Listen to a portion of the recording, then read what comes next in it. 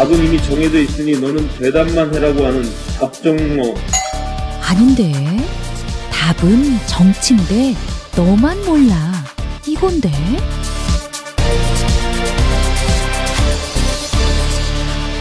국민보좌관 김성회의 답정너.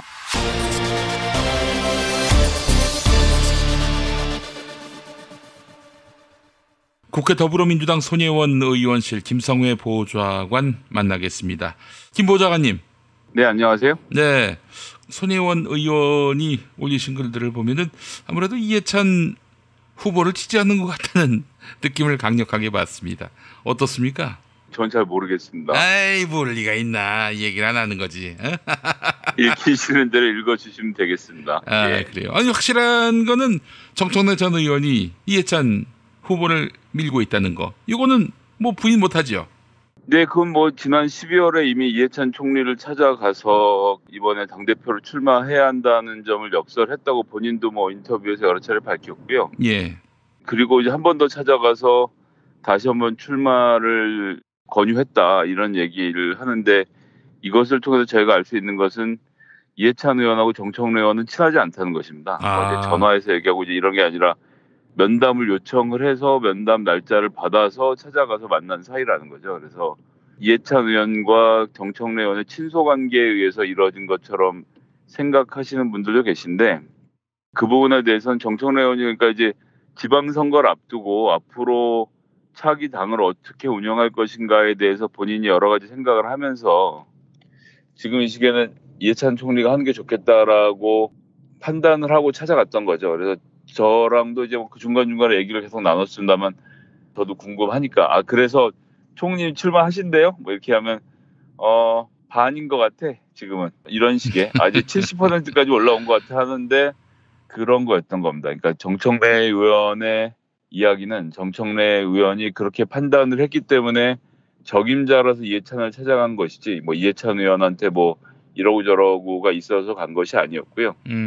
이 얘기를 나왔으니까 뭐 오늘 당대표 얘기를 할 건 아니었습니다만, 이해찬 의원이 2012년에 공천 과정에서 보면 한명숙 당대표가 이제 공천을 주도했는데요. 이 과정에서 저축은행 연루 사건으로 임종석 당시 의원하고 이화영 의원, 이렇게 두 사람이 이것 관련 문제가 됐습니다. 결론부터 말씀드리면 두 사람 다 법원으로부터 무죄 판결을 받았기 때문에 너무나도 억울하게 정치적으로 엮인 사건이었다는 점을 먼저 좀 말씀드리고요. 어쨌거나 당시에는 선거를 앞두고 등등 해서 이제 검찰이 이래저래 엮어가서 두 사람에 대한, 뭐 임종석 의원은 심지어는 보좌관에 대한 혐의 사실이었는데 이제 발표를 하죠. 그래서 이제 문제가 됐는데, 그 보도를 접한 이해찬 의원이 세종시로 내려가던 차를 돌려서, 그러니까 보도를 접하고 한명숙 대표가 그것과 상관없이 두 사람을 공천 주려 한다는 소식을 듣고 차를 돌려서 서울로 올라옵니다. 서울로 올라와서 아주 격렬하게 항의를 하고, 이 과정에서 부산에 있던 문재인 당시 뭐 변호사도 지분이 있는 사람이었기 때문에 다 올라와서 격론을 벌이는데, 이해찬 의원에게 있어서 이화영 의원은 이상수 의원 보좌관 출신이지만 어쨌거나 이해찬 의원의 최측근이라고 할 수 있거든요. 굉장히 가까운 사이였고, 예. 했는데 억울함을 호소했죠. 그리고 제가 조금 전에도 말씀드렸습니다만, 두 사람 전부 다 무죄를 받고 나왔기 때문에 말 그대로 정치 검사의 공세였던 건데, 이해찬 의원 요지부동으로 이렇게 해서 공천을 하면 총선에서 흔들려서 안 된다는 점을 주장했고, 한명숙 총리가 결국 그걸 받아들여서 두 사람은 그때 공천을 받지 못하고 낙마를 했고, 이화영 의원은 그 이후로는 이제 실질적으로 이제 국회의원 생활은 접게 됐는데요. 그렇게 뭔가 문제가 있으면 자기 측근을 더 강하게 내치는 것이 바로 이해찬 의원의 특성이다. 그래서 정청래 의원이 무슨 뭐 공천 문제 때문에 뭐 컷오프를 안 당하려고 이해찬 총리 편에 섰다, 이런 것은 사실은 말 자체가 성립이 안 되는 게, 지난 12월에 이해찬이 당대표 후보로 나와서 당대표가 될 거라고 생각했던 사람도 없던 시절이고요. 그런 주장을 하다가 다른 사람의 당대표가 되면 그 뭐 정청래 의원한테 유리할 게 있겠습니까? 이런저런 사정을 고려해 봤을 때, 그리고 이해찬 총리의 그런 성정을 봤을 때 정청래 의원이 그런 걸 모르고 한 것도 아니고, 그래서 공천 과정에서 뭐 이득을 얻기 위해서 추천한 것은 아니었고, 말 그대로 뭐 시대의 흐름, 봤던 것이고 특히나 그것이 남북관계 진정과 기무사 등의 여러 가지 문제들이 터지면서 게다가 또 이해찬 후보 본인 입으로도 얘기하지만 나왔으면 좋겠다고 생각했던 후보들이 나오지 않게 되고 이런 과정을 통해서 내가 아니면 안 되겠다 생각하고 출마를 결국 결심하게 된 거라서요. 그런 에피소드가 있었습니다. 그래서 뭐 이게 팟캐스트고 공적으로 쓰여야 하는 채널이 맞긴 한데 정청래 의원 관련돼서는 다들 관심이 있어 하실 것 같아서 그런 말씀 좀 드리고 싶고. 정청래 의원이 뭐 공천을 받고 싶어서 이해찬한테 줄 섰다. 이게 말이 안 되는 게요. 정청래는 사실 당을 위해서 선당 후사의 차원에서 당에 무리하고도 무도한 낙천을 쓴잔 마시듯 그냥 받았어요. 근데 이런 사람이 다음 공천에서 탈락한다? 이거는 기본적으로 코딱지만큼의 의리도 없다는 걸 반증하는 거 아닙니까? 예, 전 뭐 경선을 하든 뭘 하든 어쨌건 정치인 정청래에게 기회가 돌아오는 것은 당연하다고 생각하고요. 기회조차 안 준 거 아니에요, 지난번에? 그렇습니다. 지난번엔 그렇게 했던 것이고 이번엔 좀 뭐 그렇게 할 리 없다 생각하고 손혜원 의원이 그래서 출마하냐 마느냐 가지고도 뭐 이런저런 말씀하시는 분들이 많은데 제가 무슨 대단히 중요한 인물이라고 드리는 말씀은 아니지만 어쨌든 정청래 의원과 함께 일했던 사람 중에서 손혜원 의원이 다시 저를 뽑아서 곳간이면 곳간, 재정이면 재정, 정책이면 정책을 총책임자로서 저를 고용해서 지금 같이 일을 하고 있는 것이거든요. 그것이 뭐 무엇보다도 큰 신뢰를 보여준다 생각하고 지난 지방자치선거 공천 과정에서도 정청래 의원의 의사대로 공천을 하도록 했었고 뭐 너무 많이 얘기해서 제가 더 이야기할 필요가 없기도 합니다만 예. 그 복잡한 얘기와 관련돼서 제가 딱 드릴 말씀 하나입니다. 손혜원 의원이 마포을에서 정청래 의원과 민주당 공천을 두고 경선으로 다툴 일은 없다.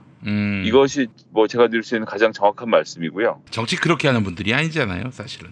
예, 그럼요. 뭐 손혜원 의원이 뭐가 아쉽다고 여기서 그런 일을 하겠습니까? 그런 이제 말 그대로 이제 저질 정치인들 위주로 관찰해왔던 호사가들이 하기 좋은 말로 그렇게 하는 거겠지만 뭐 저는 그건 불가능하다 생각하고 조금 전에 말씀드린 대로 지방자치선거를 통해서 정청래 의원과 함께 일할 정치적으로 함께 뜻을 같이 하는 사람들이 대거 당선이 돼서 지역에 포진되어 있기 때문에 뭐 경선은 뭐 그렇습니다. 언제나 정치의 문은 열려 있는 것이고 원하는 도전자가 있으면 도전을 받아서 응전하면 되는 문제이기 때문에 뭐 그것이 새로운 시민들이 나타나서 경선을 치를 가능성까지 제가 닫아서 이게 뭐 정청래 거였고 손혜원 줬다가 다시 정청래 가져갈 것이다. 이런 유치한 얘기를 하지는 않겠습니다. 하지만 그것은 마포에서 정청래 의원이 정치적으로 알아서 할 문제인 거죠. 그리고 저는 그렇게 잘 해나갈 것이라 생각하고요. 예. 이번 이해찬 후보가 당대표로 출마하게 되는 과정에서의 정청래 의원의 역할은 그냥 역사적으로 소임이 무엇인지에 대해서 생각하는 정치인의 충정 정도로 이해를 해주시는 것이 맞지 않겠나 싶은 생각입니다. 제가 드린 말씀은 정청래를 반드시 서울 마포을에 다음에 공천해야 한다. 이 이야기가 아니라 컷오프, 뭐 경선에 기회조차 주지 않는 이런 만행은 적어도 하지 말아야 한다. 이런 이야기였습니다. 그러니까 여러분 오해하지 마시고 정청래 공천 줘야 한다. 이 차원은 아니라는 점. 예, 뭐 그런 점에 있어서는 뭐 김진표 후보가 됐든 송영길 후보가 됐든 이해찬 후보가 됐든 그 점은 차이가 없을 거라고 보고요. 공정한 경선 룰대로 하기로 한 점은 세 후보 다 공의하고 있는 이야기이기 때문에 전 그런 원칙이 잘 지켜질 것이라고 생각해서 당대표 선거는 그런 정도 이야기를 일단 드리겠습니다. 알겠습니다. 자, 오늘 이야기는 이제 은산분리 이야기인데 은산분리 완화 이걸 두고 참 말들이 많고 특히 진보 진영에서 매우 큰 실망감을 표시하고 있습니다. 이거 어떻게 보셨어요?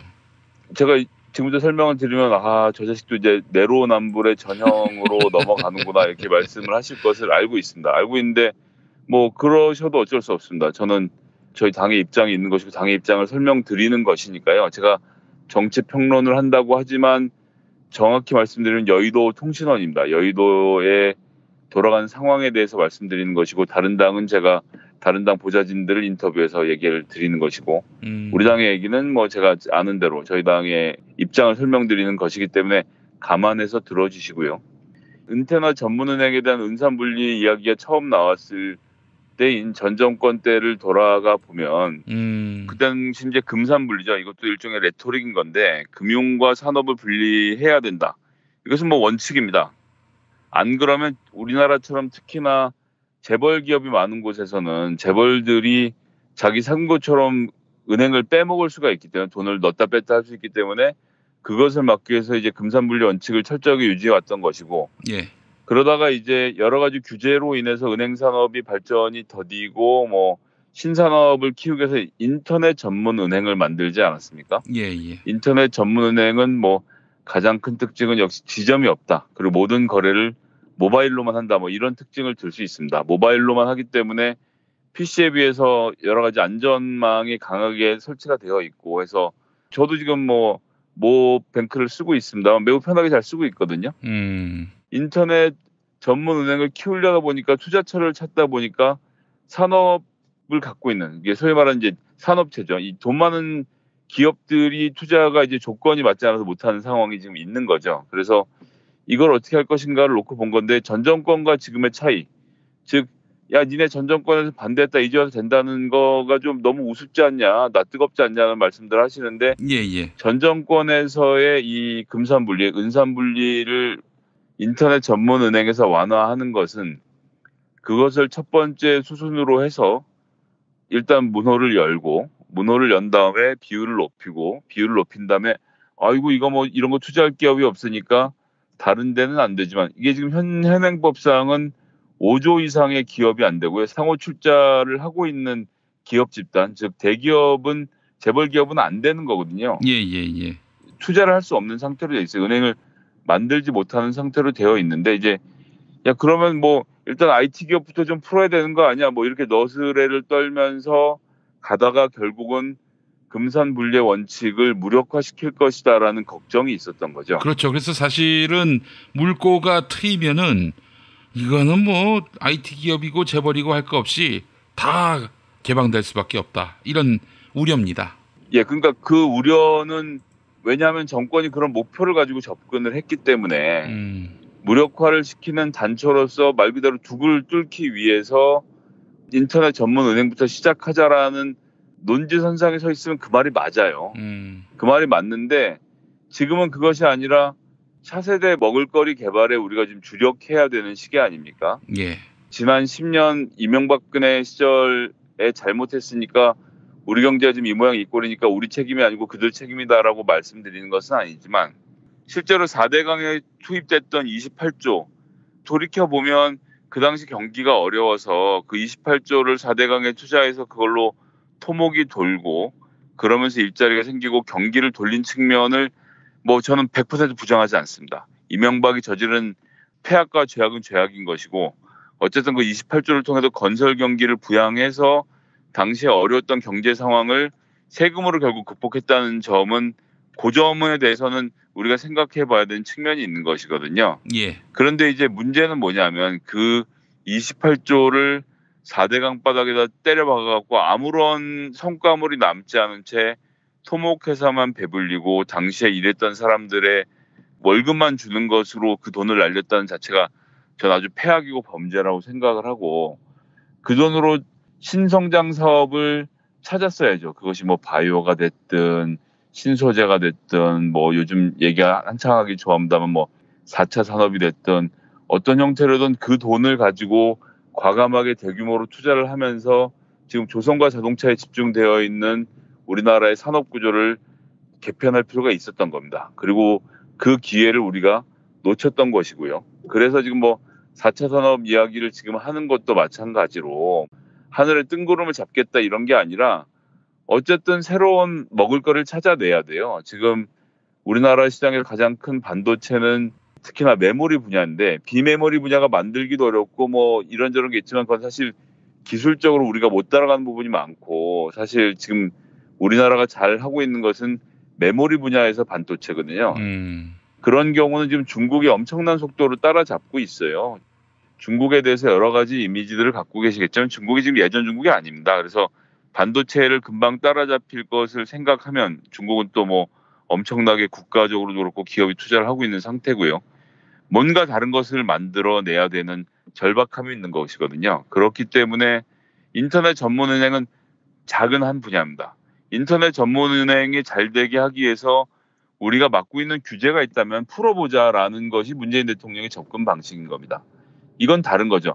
요걸 풀고 나서 글쎄요, 지금도 관료들은 요걸 풀고 나서 내가 지난번에 삼성 상무랑 골프 칠 때 얘기했던 것처럼 이렇게 하고 저렇게 하고 나서 삼성생명도 어떻게 금융업하고 이렇게 저렇게 할 거라는 생각을 할 수 있습니다. 하지만 중요한 것은요, 정부의 입장이고 특히나 대통령의 입장이거든요. 우리나라는 어쩔 수 없이 대통령 중심제로 돌아가는 나라이기 때문에 인정을 해야 됩니다. 그렇게 대통령의 생각이 있고 대통령의 생각을 청와대 참모들이 읽고 장관들이 그것에 따라서 대책을 내와서 진행을 하는 것이고요. 이 과정에서 민심을 전하는 통로로서 국회가 있는 겁니다. 그러고 이제 25일이 되면 새로운 당대표가 뽑힐 것이기 때문에 이 문제 포함해서 사람들의 민심을 전하고 새로운 대책들을 내놓을 것입니다. 그리고 지금 이 문제 이렇게 졸속 처리해도 되느냐라고 하지만 인터넷 은행에서의 산업지분 확대는 이미 이야기가 한참 전부터 나온 것이고 해당 상임위에서 오랫동안 토론을 통해서 많은 자료들이 축적되어 있는 상태거든요. 그래서 이건 인터넷 전문 은행의 발전이라는 작은 의미, 그리고 좀 더 크게는 신성장 산업을 발굴하기 위해서 규제를 과감하게 해제하겠다라는 대통령의 의중이 벤처 기업인들 또 중소기업 사장님들에게 전달되기를, 또 앞으로 새로운 기업을 열려고 하는 신규 창업자들에게 이러한 풍토가 가닿기를 바라는 겁니다. 그런 과정을 통해서 공무원들도 이젠 규제를 과감하게 혁신해야 될 부분들을 혁신을 하고, 보셨겠지만 지난번에 대통령이 준비가 부족하다는 이유로 규제 개혁 회의조차도 취소해가면서 지금 드라이브를 걸고 있는 거 아닙니까? 예. 이런 것들이 필요한 거죠. 그런데 이제 정치권은 정치권대로 이것이 가지고 오는 부작용에 대해서도 또 면밀하게 검토하고 시민사회를 만나고 또 기업을 만나고 이러는 과정에서 조율을 해가는 한 파트너로서 역할을 하게 될 것입니다. 전 그렇기 때문에 2년 전에 인터넷 전문은행에 대한 은산분리를 반대하던 민주당이 대통령의 한마디니까 획 돌아섰다라고 말씀하시는 것은 그 자체로 비판받을 부분이 일단 비판받아야겠지만 기본 전제가 다르다는 것. 그리고 지금은 여야를 할 것이 없습니다. 신산업 동력을 찾아내야 합니다. 이것을 찾아내지 못하면 우리나라가 여러 가지로 심각한 위기에 봉착하게 되고요. 자영업자 얘기를 잠깐 격가지를 해서 말씀드리면 지금 자영업자들이 힘들다라는 보도를 많이 보셨을 겁니다. 그리고 자영업 하시는 분들 되게 힘드신 것을 알고 있고요. 저 역시도 10년 넘게 자영업을 했던 당사자로서 자영업이 얼마나 고통스럽고 괴로운 과정인지 잘 알고 있습니다. 그런데 지금 자영업이 어려운 것은 비단 우리나라의 문제가 아니라 전 세계가 그렇습니다. 미국은 특히나 아마존 같은 괴물이 존재하면서 오프라인에서 매장이라는 것 자체가 많이 의미가 없어졌거든요. 그런데 지금 이것을 옛날에 양장점이 있었으니까 동네 양장점을 되살리자라는 운동으로는 이 문제를 해결할 수가 없습니다. 아니, 다 인터넷에 옷이 엄청나게 싸고 좋은데 뭘 굳이 동네 양장점에서 비싼 돈 주고 옷을 맞추려고 하겠습니까? 사람들의 소비 패턴을 그런 식으로 강제로 바꾸는 것은 전 불가능한 일이라고 생각하고요. 그렇게 문제를 해결할 것이 아니라고 봅니다. 그 노동력들이 다른 노동을 할 수 있도록 환경을 만들고 새로운 산업을 만들어내는 것이 정치와 정부가 할 일인 거죠. 그렇기 때문에 지금 반도체, 자동차, 조선으로 집중되어 있는 우리나라의 이 경제 동력에 어떤 새로운 동력을 보탤 것인가에 대한 논의를 저희는 활발하게 해야 한다고 생각하고, 규제는 없애줄 테니 새로운 성장 동력이 무엇인지 우리 함께 찾아봅시다라는 문재인 대통령의 이런 제안은 적극적으로 수용하고, 이건 특히나 여야 할 거 없지 않습니까? 지금 심지어는 자유한국당도 찬성을 하고 있어서 저 잘 아시는 분들이 어떻게 자유한국당이 찬성하는 안에 너희들이 찬성할 수 있냐는 비판을 듣고 있는데, 필요한 일은 해야 된다라고는 말씀 다시 드리겠습니다. 정치는 조금 다릅니다. 서로 합의할 수 있는 분에서 합의하고 조금이라도 진척시켜 나가야 하는 일이 있기 때문에 원내대표가 훌륭하게 역할을 해서 우리가 내주는 만큼 다른 곳에서 성과를 내고 받아오기를 좀 기대하면서요. 그런 과정을 통해서 나가야 된다는 점을 다시 한번 좀 말씀드리겠습니다. 네, 알겠습니다. 김성회 보좌관님, 오늘 말씀 잘 들었습니다. 네, 감사합니다.